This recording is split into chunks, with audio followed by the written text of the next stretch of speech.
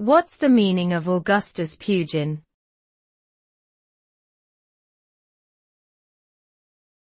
Augustus Pugin.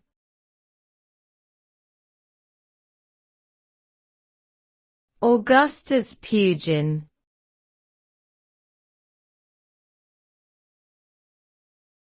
Augustus Pugin.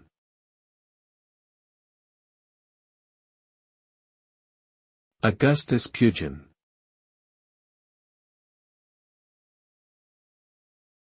Augustus Pugin was an English architect and designer in the 19th century, known for his Gothic Revival style.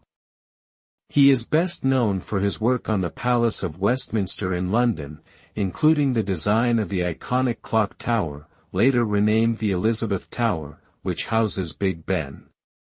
He also designed several churches, cathedrals, and other public buildings across the United Kingdom.